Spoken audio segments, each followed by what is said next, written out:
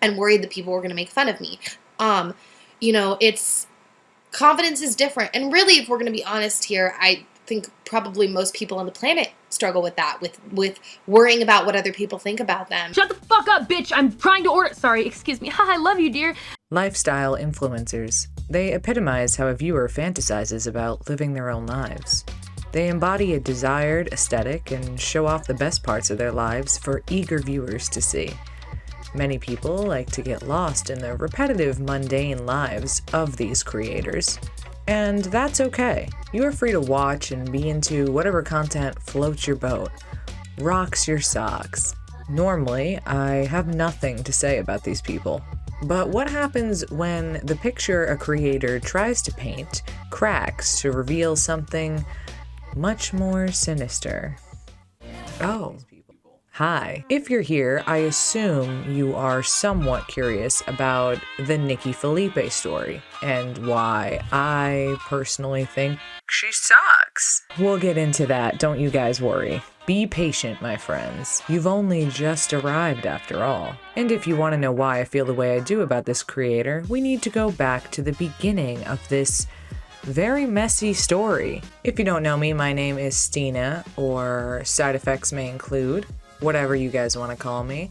Personally, I'm not that particular about it. I usually talk about video games or play them, and every once in a while I dive into an internet tale full of controversy that really tugs my interest. Lifestyle influencers are people who create vlogs, outfit hauls, unboxings, that kind of content, where they usually sit in a room, talk about their day, really pulling in whoever they can to join the parasocial relationship cruise. Sometimes talking about their values, family, things of that nature. Nikki was no exception to this. 11 years ago, her YouTube journey began with her November favorites video, which she discusses makeup and products she likes.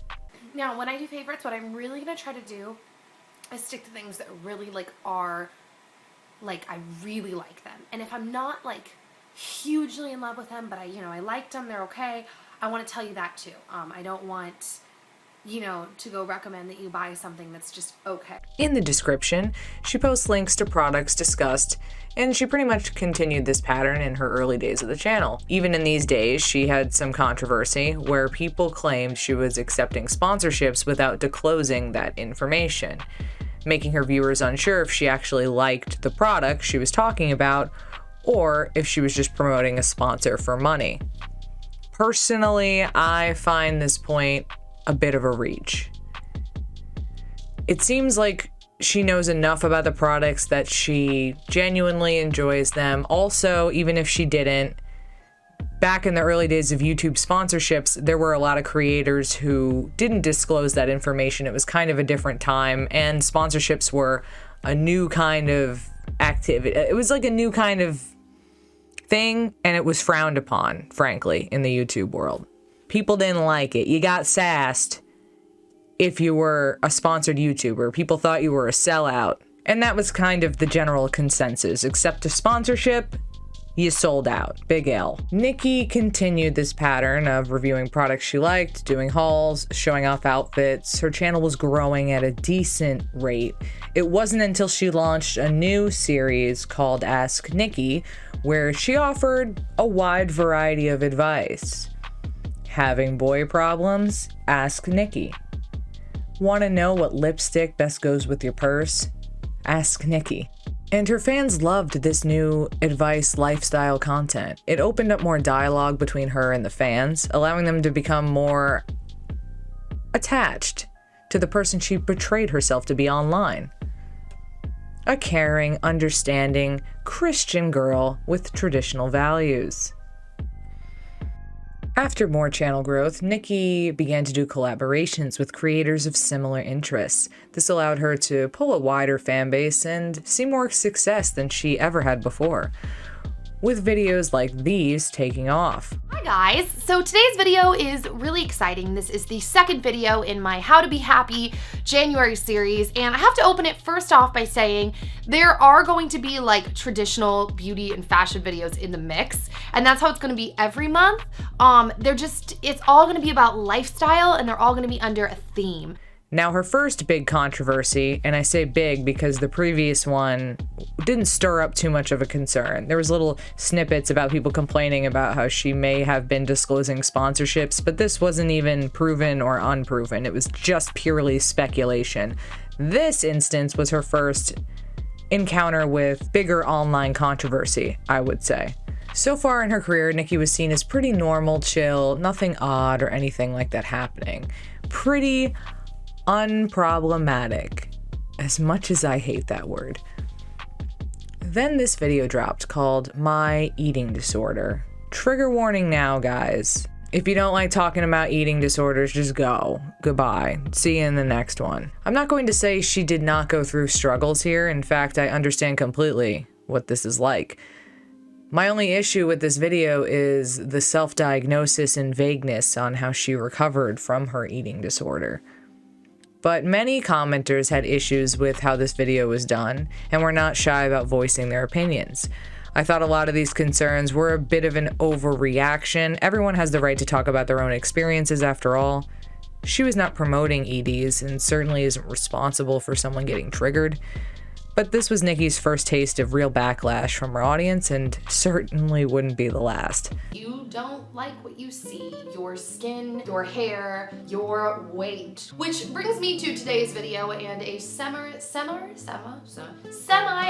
segue into the topic of my eating disorder. Now, I have to start by saying that I do not currently have an eating disorder. I actually haven't struggled with an eating disorder since I was like 19, 20 years old. Regardless of what some people have said during my time on YouTube when my weight has fluctuated, I have, however, developed this really weird characteristic that I think kind of becomes common in people, that when I get really stressed, I lose my appetite. So I just wanted to clarify that in case people were kind of wondering. When I did battle with an eating disorder, it was really hard and it was never satisfying. And if you have battled with an eating disorder too, you know that it is never satisfying. I have always been a pretty thin girl. Like even when I was little, I was all legs, and my mom always jokingly called me olive oil. If you don't know what olive oil is, it's this chick right here. She was from the cartoon Popeye, and she was just really thin and long and lanky. And even when I was shorter, because I've talked before about the fact that I just grew really fast. The next bit of backlash she received was in her video, The Truth About My Religion. In the beginning, she comes off as pretty open-minded, but then she slams down hard with her beliefs that sex should never happen before marriage. I think it's fine to believe what you want to believe, especially when it comes to religion. But when she says this, Spirituality and Mental Health Week. Oh man. So today's video, as you can tell by the title, is just gonna be about my spirituality, my religion, my relationship with God, the gist from the Bible that it's a good idea to wait to have sex till marriage, and that sex was made for marriage. Because of that, and also like the practical thoughts that I had on my own anyways, like not wanting to get an STD, not wanting to get pregnant, and not wanting to get like emotionally attached to someone if it could just end, because I would be way too emotional to let that go. But oxytocin is essentially the bonding hormone, and it's the same hormone that is released when a mother is breastfeeding her child to create a bonding experience. It really bonds them. And you probably understand where I'm going. You guessed it, that hormone is also released when you have sex with someone. It's not meaningless, it's not whatever, it's not blasé, meaning like sex. You are being physiologically bonded. her criticizers claimed she was acting like birth control and condoms pretty much didn't exist. She did not mention preventative measures for those who may not agree with abstinence. Then she goes on to reference a scientific study to claim meaningless sex does not exist, which personally I don't agree with. I even question the science of that to begin with. A while later, Nikki and her husband began discussing adopting a child on the channel. They decided to adopt because with Nikki's joint pain from her hip issues, she didn't want to put her body through the stress, among other personal reasoning, like overpopulation in the planet. They were originally heavily focused on international adoption until they were informed that if they adopt a child from Thailand, they would be unable to post the child on social media for a year after the adoption. This information eventually made her decide not to go through with the adoption. Thailand has its own law that's unique to it, that after you pick up your child and they're your child, you are not allowed to talk about them or share any images, photos, videos, anything about them online for a year. After Thailand and Korea didn't work out for social media reasoning, Nikki announces the process for domestic adoption would begin. According to Nikki, she did not want to adopt domestically originally because if the biological parents came back into the picture and were knocking on their door, Nikki would have to give the child up. This is completely false. If the adoption is finalized. If the adoption is finalized, that's it. And if for some reason the child is better off with their biological parents, you're adopting them. Like, you do what's best for the kid, you know? I'm not an adoption specialist, so I don't know every detail of the logistics of that, but if the adoption's finalized, the kid is yours. It's a lot more complicated than the biological parent coming back and just saying, hey, I'm taking this kid back. It's mine now. Give me. Like, children are people. They're not, it's not like a purse you just left in the room, you know?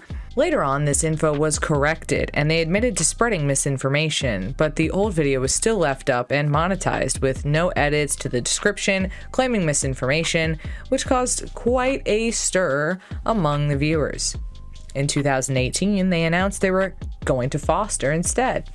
Then they made a video addressing the hate, where they say the people criticizing them do not know what they are talking about. Welcome back to my channel. So today I have the adorable, Dan the man. Today we're gonna be doing our foster care update. So we've had a lot of requests from you guys to do this update. It was a little bit like, I don't know, wondering, do we have anything to update type situation between the last time and this time?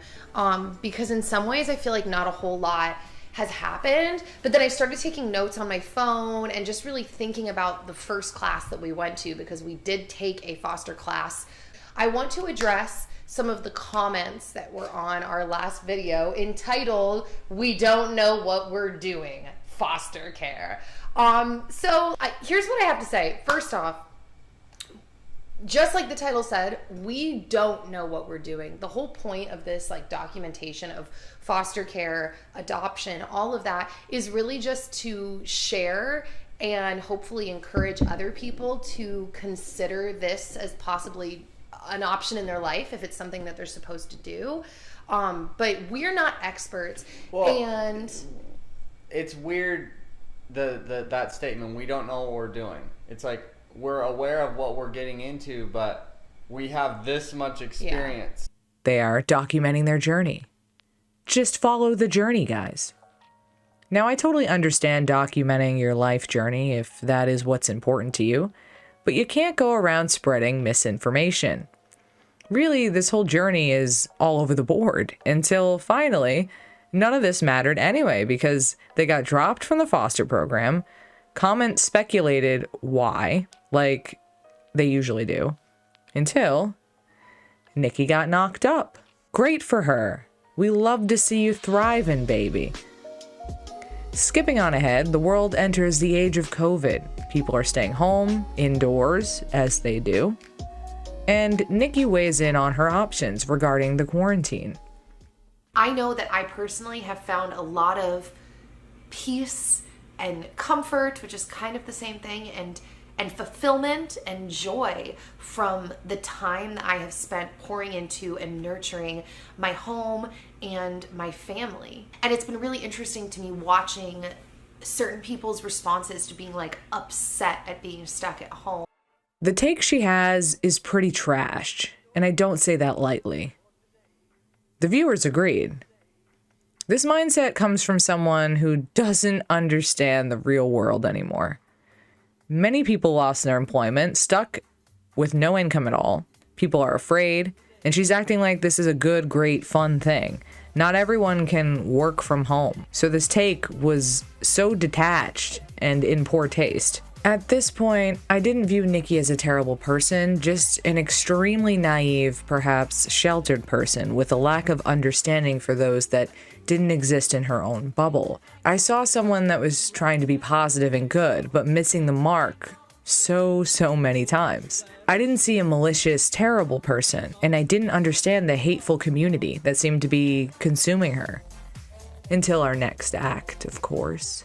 We've got more misinformation, guys. Don't worry. In the video, My Virus Story, Nikki talks about how vitamin C could be a cure for COVID because when she and her sister got sick with a virus that wasn't COVID, vitamin C helped her. Do I really have to delve more into that? So here's where COVID-19 comes in, and here's why I feel like my voice needs to be thrown into this conversation. People that have been following my journey for a while, like I said, have actually been sending me Instagram posts and different news articles and things of reports that have come out of different areas of the world, specifically some of them are in China, of doctors who used the treatment that my sister and I used to get better. And that is, I don't know what that was like a drum roll, high dose intravenous vitamin C. During a time where you couldn't go online without being berated with misinformation, this was terrible to publish on an account with over 1 million followers. Irresponsible isn't even a big enough word for this lady. You gotta stop. We don't need your voice in this ring. You aren't a doctor, specialist, scientist, anything like that. You're a lifestyle YouTuber. You're not certified to make these calls. Hello? Nikki. Reality is on the phone and it's telling you to shut the fuck up. Okay, sweetie?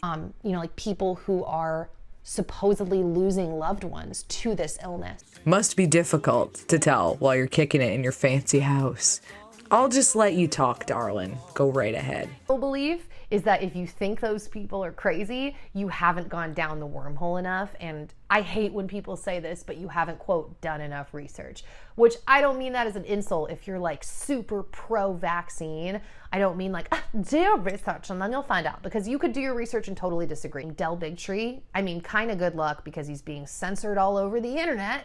But if you've never looked him up, I highly recommend it. And if you're going to tell me that you've seen a couple of clips of his, I don't do well with that. You have seen a couple of clips from Del Bigtree and you didn't like it, but you've never watched his full presentations, don't comment. That's so dramatic. But it's true because he is impeccable with his sources. He gives original sources, the conclusion I've come to through the research that I've done. And the other thing about Del Bigtree is he's winning court cases. Like, he's winning battles in the courts in a big way. And I think it says something. If someone is being censored all over the internet, it's probably because they're spreading misinformation. Controversial opinions, stated as opinions, usually get a pass. Now, I could not find any evidence of Del Bigtree winning lots of court cases. And I did look. But because I was unable to find anything, I will give her the benefit of the doubt in saying I cannot debunk this. Now, Nikki loves MLMs, aka multi-level marketing schemes. The MLM of her choice is Young Living. The head of Young Living, aka Gary Young, had his own share of controversy while he was alive. Allegedly in 2005, a woman said that her time at Young Living Research Clinic led to her kidney failure. She had no kidney issues before her time at the clinic and claimed that Gary Young's treatments nearly caused her death. Later in 2005, he closed the clinic for good in the middle of the day while checking on his clients and then ran off to Ecuador. In 2015, all Young Living supplements were tested to see if they contained lead. 8 of the Young Living supplements were found to have extremely high levels of lead. After this, Gary resigned as CEO and his wife, Mary Young, took over. So if that doesn't read scam to you, you might need some glasses. Cause, yeah. Quality company right here, folks. Nikki lived for this MLM, especially in the essential oils. department. So today I'm going to be doing a video that you might have already seen on my channel, but that is a Young Living Essential Oils starter kit video.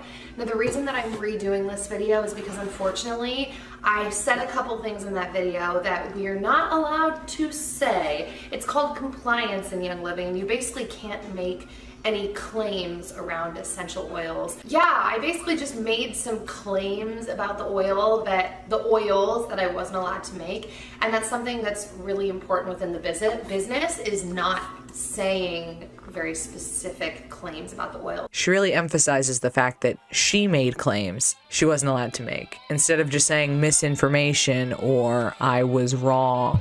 In her description, she offers a link to where you can get the products, but fails to say that this is a referral link for her, which is shady. Just like when she was suspect to doing this in her very first video. I don't get why this is difficult to be transparent about. Not like her fans would be turned off to the idea of supporting her. So if you don't know what I'm talking about, Nikki Phillippi is a YouTuber, and recently her and her husband decided to put their family dog down, Bowser, because his aggressive tendencies got out of hand and bit their son. But let's get a couple things straight. She said herself that her son bothered the dog while eating, hurt his ear, gave him a cauliflower ear, which, if you know anything about boxing, is super painful in humans. So also, she mentioned before that Bowser had a traumatic experience as a puppy, and as a dog owner, it's your responsibility to help him get through any behavioral issues that come from a traumatic experience. It's obvious she comes from a place of privilege and had all the resources and the means to do the research, properly rehabilitate him, or get him rehomed, but no. Instead, they did a weird-ass photo shoot with her child in the photo, and the husband wrote a weird-ass poem about the dog. I really hope they never decide to adopt another dog because they don't deserve the privilege of having one. Pets are important to any household that welcome them. They make our lives more fulfilled. They are fun, amazing companions. They are family. And for someone like Nikki, who is a preacher of being a wholesome girl who's pro-life, this next video came as a gigantic shock. Nikki and her husband release a video talking about how they had to have Bowser put down. Dan, her husband, goes on to explain in further detail while Nikki just sits there sipping her coffee, sipping it up.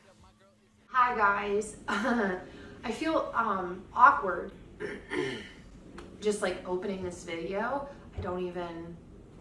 There is no cheery way to open this video. And so we're here today to share with you what's been going on in our life. Now, you already know, I mean, by the title, well, no, you don't know by the title, but you know if you follow us on Instagram. And so I'm just going to jump to the point, and then we're going to back up and tell you the story and explain. So over the weekend, going into the weekend on Friday, we had to put Bowser to sleep. Man, it's so awkward saying the words. I feel like I don't even know how to quite say it. And, you know, Dan is with me because Bowser was, I mean, he was our dog, but he was Dan's dog. And this was not a decision we came to lightly, you know, when Dan and I were first talking about this and just how this was all going to unfold and just having conversations around it. One of the things that we said, or I said, was I was like, people aren't going to get it. Like, people are going to be upset. And Dan's response was, oh, that was a bird. Dan's response was, nobody's going to be as upset as I'm upset. They talk here about how the dog had warning signs of aggression with other dogs, and I guess they didn't get a trainer, which is odd because they have all this money at their disposal. I know plenty of people who have had aggressive dogs who were worked with and were able to be properly trained. Euthanizing your pet should be a literal last resort. We've had Bowser for almost a decade, and he's for those of you who know him or have been around him, he's an angel, but you know, he likes to get rowdy, and that's part of the reason why I liked him. You know, one of the things that I liked about him, but you know, for many years, for most of his life, he was an extremely dangerous animal outside the walls of my house. So he was definitely an outside animal that I had to keep inside. Well, and So- Bowser was attacked when he was a puppy, and we never really talked about that very much. But that was a big turning point in Bowser's personality. So prior to the attack, Bowser could go to dog parks. Bowser was just calmer in general. And then after the attack, it just triggered something in him. And he was attacked by another bull terrier, actually my parents' old bull terrier. But it's something that can happen with the breed. And so ever since then, things really took a turn. Well, I mean, I don't need to get. There's been multiple instances, but you know, we could have put Bowser down a really, really long time ago, and several times, and I've just been putting the day off. Because you don't want to make that decision. That's the thing. Yes, when you love an he's- animal, you don't want to make that decision. Yes, he's seriously injured a couple different dogs, including Zoe, who's standing right here. I've had her stitched up a couple times. Once Logan got to the point of being able to crawl around and run around by himself, you know, he's really grabby too. He grabbed onto Bowser's ear, and Bowser didn't do anything. You know, he's that calm, gentle giant that lives in my house. But you know, Logan got him so good that if you know what an MMA fighter looks like, or a wrestler, they have that cauliflower ear, it just balloons up. That's what happened to Bowser's ear. You might have gotten a couple glimpses of it in a couple videos, but it fully ballooned up, and it took about a month for it to go back down, but now it's scarred a little bit. And you know, hey, just Even if you can't do it, like, even if you can't manage it, rehome. Let's say it together. Rehome. They talk about how their son pulled on the dog's ear and tried taking food from the dog, which is just irresponsible parenting. This resulted in their son getting nipped by the dog. They say they went to multiple professionals, and they all said the same thing. Bowser is unable to be rehomed since he's been with the couple for 9 years. At one point, Dan compares this entire situation to Old Yeller. so. And it happened in a way that, like, I mean, it almost doesn't matter because the end result was the same. But in the spirit of telling the story, it wasn't like Bowser attacked Logan. Just like you said, it was like Defensive. Yeah, Logan tried to take food from him. Oh, sorry, I had to close the window. Yeah, it happened in a moment where Logan stole food from him and, you know, really got in the mix. Like that lady said, you're always waiting for the worst thing to right. happen, and eventually it's like, is it going to get to a point to where someone else has to put him down, or I'm forced to do it because of something that horrible happened? He was Dan's spirit animal. Dan was his spirit human, you know, so they were bonded. Well, nobody knows how to take care of Bowser except for me. He has to stay inside. I have a backyard. He can go out there. He's fine. But once another dog barks in the outside from around the neighborhood, or he hears a jingle from a dog collar, he's bipolar. So he goes into this other mode. The hair stands up on the back of his neck, and he'll run so hard that he'll try to go through the fence, and so he'll beat himself up on his head, and he'll run back and forth. You know, scuttlebutting is a bull terrier thing. They will run and they will bounce off walls, but he kind of takes it to another level, and he tries to go through the wall to get to the dog. It was Logan in Bowser's space, and Logan couldn't help but grab at him and try to steal things from him and try to interrupt him when he was eating or scream at him. And so it was almost kind of unfair to Bowser, because it was like, he's a good dog-ish. I mean, we told you we mourned him years ago thinking he was gonna have to go because of those things, but he wasn't doing really anything to Logan. You know, I grew up with the movie Old Yeller, and I wanted to pick Bowser up by the back of the neck and take him into the backyard and put him down right there. Old Yeller was a dog that got rabies and had to be put down. Your dog was just chilling out, healthy, and you made the choice to kill him. Why? It's made with bits of real panther, so you know it's good. Were other methods too difficult? Out of over 1 million fans, no one wanted to possibly take this dog, train this dog, point you in a helpful direction. They were responsible for training their dog. They were responsible for putting him down when it got too hard. To me, that's an evil kind of low. I have an elderly cat, and I think all the time about when her time will finally come. That reality gets me emotional just thinking about it. I could not imagine just calling somebody up like, "Hey man, it's time to put down my cat because I don't feel like dealing with her anymore." No, couldn't be me. I hate this story, and I think these two are a special kind of messed up.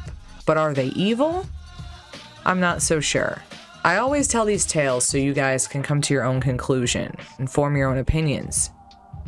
Disagree if you wish. I'm not canceling anybody around here. Since then, Nikki took a brief break from the internet. Comments were disabled, Twitter went private, people still voiced their opinions on Twitter, but not on her actual platforms. She bathed in a world of toxic positivity, deleting or ignoring any critical comments and only leaving positive ones, once comments were finally enabled again. Unfortunately, due to harassment, she was forced to move, which she discusses in her comeback video. I do not condone any kind of harassment, and I am never for deplatforming unless a serious crime is committed. This story is a gray area for me because I do feel like animal abuse negligence was committed here, but I don't know if legally it was, so I don't believe they necessarily should be deplatformed. But I do believe they're awful. I have no doubt in my mind that Nikki believed she was doing the right thing. In her comeback video, she talks about how other people's judgment was inaccurate, and she comes off as very annoyed and frustrated, which I can understand having to move because it's been scary and frustrating, most likely, and because of the internet, that could be frustrating. Also, because she kind of put herself in this situation to begin with by publishing this entire story, I can kind of see why she would be frustrated, but the demeanor in the video just comes off all wrong. An animal's life was lost for pretty much no reason. Being angry at her forever will not bring Bowser back, of course, but this video was not an apology video. It was a video to her supporters. How do I word this? That I shouldn't be judging other people because so many people's judgments of us and where our headspace was and our heart and our decision making and everything was just so inaccurate. It was jarring, and it was very jarring for something. And a lot of you get this, and in a lot of ways, this video is to you guys, to our friends, the people that know us, that have been following us for a long time. And honestly, that is why that video turned into an 1.5-hour video.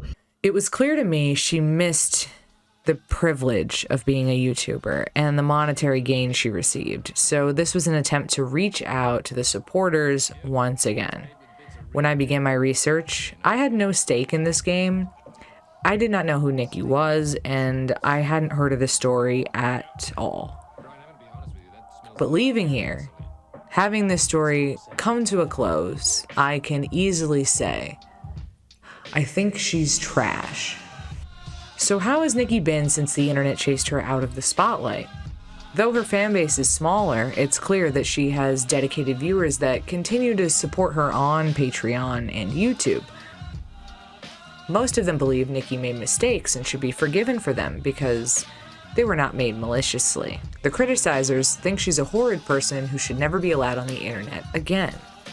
The more I looked into this situation, the more open-minded to it I became. I admit, once I found out about the dog controversy, I was heated. After all, I'm an animal lover, so it was difficult for me not to have a bias against her for it. But I tried my best to approach this objectively and come to my own conclusions after sifting through all of this, just like you guys can. I think Nikki is the hero of her own story. In my opinion, she's stubborn and stuck in her own viewpoint, unable to understand or see things differing from her own perspective. Even in her new video, she slams hard on her previous argument points as to why what happened was justified in her eyes. With a situation as sensitive as this, I just don't understand why Nikki chose to post any of this information to begin with. If information was held back from the viewers like she claims it was, which allowed people to fill in the gaps, it seems crazy that they would expect nothing less than this kind of reaction. I usually expect people to have more common sense or foresight than they end up actually having. I think these guys may have gotten some bad information from the people they did talk to, and maybe they were tired and didn't put in the time and effort they should have. They were negligent and awful pet owners, and that's me being generous in the hopes that these people aren't true scum of the earth. And unfortunately, none of the things I'm saying will bring the dog back either way. I personally still think they're trash, if nothing else, because when they claimed they went to the ASPCA, a statement was put out claiming that they were lying about it. So if they lied about that, I don't know what else they may or may not have lied about.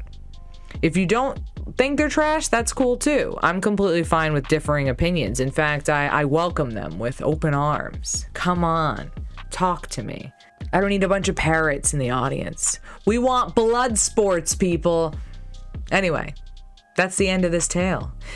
If you like my content, be sure to leave me that like, throw me that sub, and join our little community here. We are numbing that pain with constant killer content, and you know that I am gonna see you next time, 'cause I always do.